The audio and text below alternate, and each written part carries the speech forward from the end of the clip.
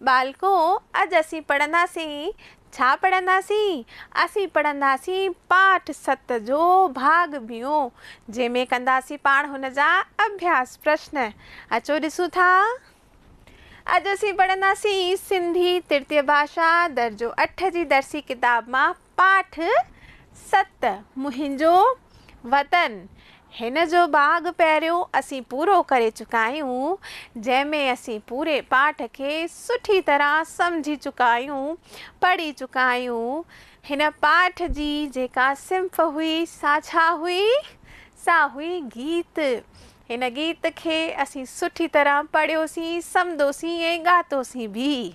मूंखे आशा आहे कि तव्हांखे हिन पाठ जो भाग पहिरियों सुठी तरह समझ में आयो हूंदो। हाणे पाण कंदासीं हिन पाठ जो भाग बियो। अचो बालको, हिन पाठ जो भाग बियो कयूं था। हिन पाठ जो भाग बियो करण खां पहिरीं बालको मूंखे आशा आहे तव्हां पाण सां गॾु छा खणी वेठा हूंदा। तव्हांजो सुठो दर्सी किताब, कॉपी, पेन ऐं पेंसिल तव्हां गॾु खणी वेठा हूंदा। सुठी तरह तव्हांखे सम्झण में ईंदो। हिन पाठ जा सुवाल जवाब करण खां पहिरीं पाठ खे थोरे में पाण वरी सम्झंदासीं। हर बार सम्झंदा आहियूं न पाठ खे पाण सुवाल जवाब करण खां पहिरीं। त छा ॿुधायो वियो हो हिन पाठ में बालको? हिन पाठ में कवि हूंदराज दुखायल ॿुधाइण चाहिनि था उन्हनि जे देश प्रेम जे बारे में। छा ॿुधाइण था चाहिनि कि जेको मुंहिंजो वतन आहे सो मिठो आहे मिस्रीअ खां, मिठो आहे माखीअ खां। हिन देश ते मां सभु कुझु कुर्बान करण थो चाहियां। मुंहिंजे मन जी इहा आस आहे कि मूं वटि जेको कुझु बि आहे मां मुंहिंजे देश खे ॾियण थो चाहियां। हाणे बालको हिन पाठ जा पाण सुवाल जवाब कयूं था। अचो बालको, सुवाल पहिरियों आहे हेठियनि सुवालनि जा जवाब हिकु ॿिनि जुमलनि में लिखो। यानी हेठियां जेके सुवाल ईंदा तंहिंजा जवाब पाण खे केवल हिकु ॿिनि जुमलनि में लिखणा आहिनि। पहिरियों आहे दुखायल जी दिलि जी कहिड़ी ॻाल्हि में मगन आहे। दुखायल जी जेका दिलि आहे, दुखायल हिते कवि लाइ आयो आहे। हुननि जो नालो आहे श्री हूंदराज दुखायल। हुननि जे दिलि जी, दुखायल जी दिलि कहिड़ी ॻाल्हि में मगन आहे। दुखायल जो दिलि छा थो चाहे? दुखायल जी दिलि देश खे आज़ाद ऐं आबाद रखण में मगन आहे। दुखायल जी दिलि छा थी चाहे? देश खे आज़ाद ऐं आबाद ॾिसण लाइ मगन आहे। दुखायल जी दिलि चाहे थी कि मुंहिंजो देश सदाईं आज़ाद हुजे, आबाद हुजे। अॻिलो सवाल। सुवाल 2, मुंहिंजो वतन में शाइर कहिड़ी दिली चाइना ॾेखारी आहे? जेका इहा मुंहिंजो वतन गीत या कविता पाण पढ़ी आहे तंहिंमें शाइर कहिड़ी दिली तमन्ना, कहिड़ी दिली चाइना ॾेखारी आहे?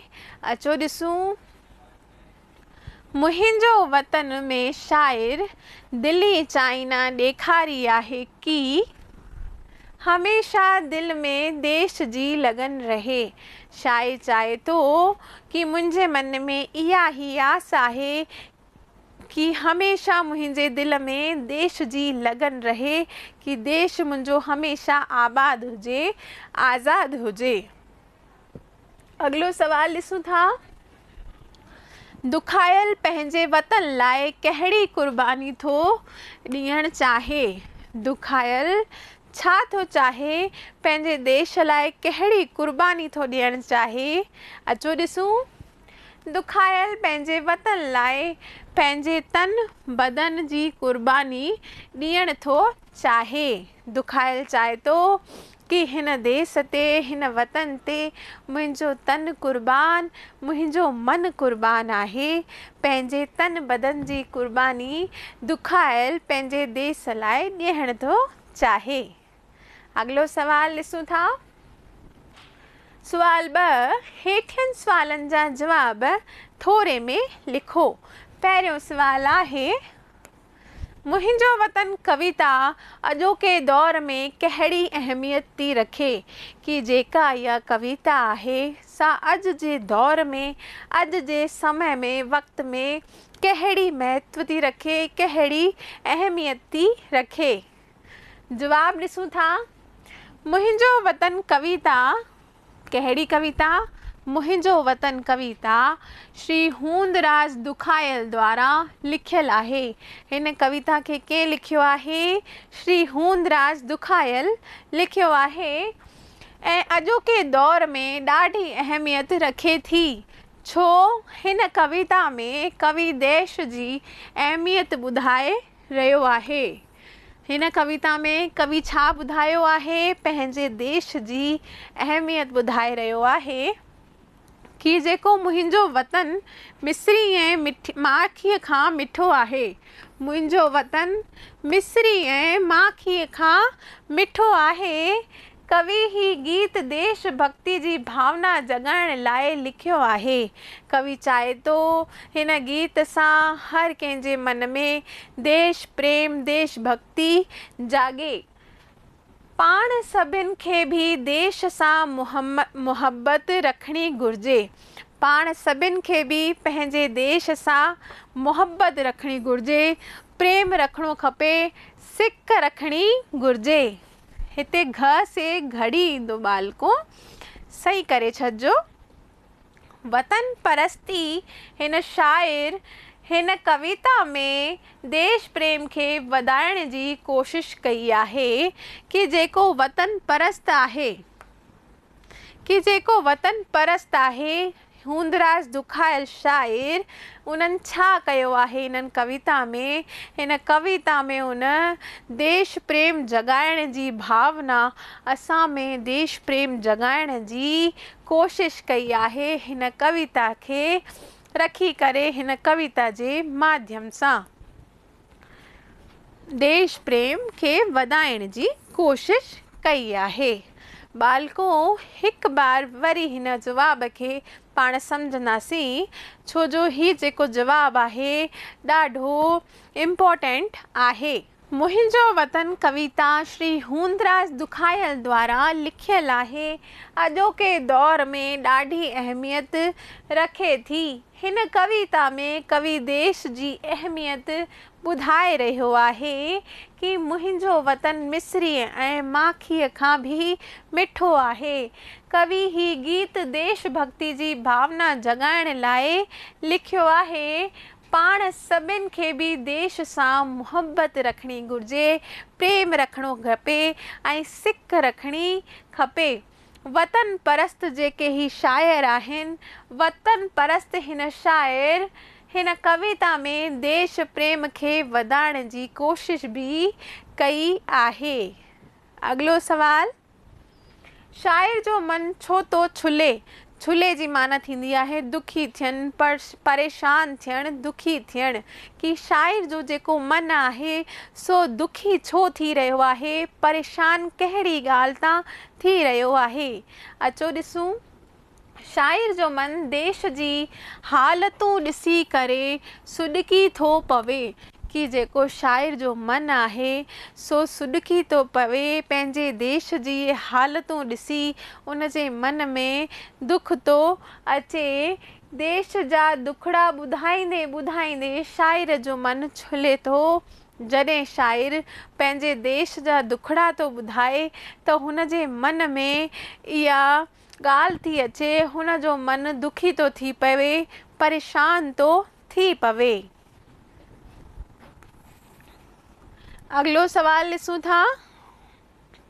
अगलो सवाल आहे, खाल भरियो।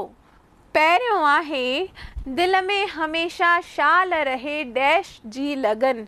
बालको हिन खाल खे पाण खे पाठ जी सिटुनि खे ॾिसी करे भरणो आहे। पहिरीं सिट में छा ईंदो? अचो ॾिसूं। दिल में हमेशा शाल रहे देश जी लगन। छा ईंदो हिते? देश जी लगन रहे, मन में हमेशा देश जी लगन रहे। ॿियो आहे, डैश पवे ज़मीन हंजू हारे आसमान। हिते ईंदो सुॾिकी पवे ज़मीन। पाण पढ़ियो हो न पहिरीं बालको कि ज़मीन जेका आहे सा सुॾिकी पवे ऐं हंजू हारे आसमान, कि ज़मीन ऐं आसमान ॿई रोई वञनि, रोअण लॻी वञनि, एतिरो त मुंहिंजे देश में दुख आहे। अॻिलो ॾिसो बालको। सुवाल 4, हेठि ॾिनल बेत जे सिटुनि जी सम्झाणी लिखो। जेको हेठि बैत ॾिनल आहे, मिठड़े वतन खां आऊं रखी खां वठी मुंहिंजो वतन ताईं, पाण खे हिन सिट खे सुठी तरह ॿुधाइणो आहे कि हिन में शाइर पाण खे छा सम्झाए रहियो आहे। अचो ॾिसूं।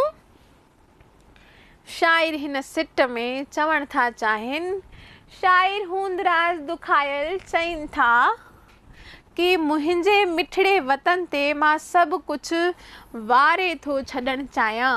जेको बि मूं वटि आहे मां सभु कुझु पंहिंजे देश खे ॾियण थो चाहियां।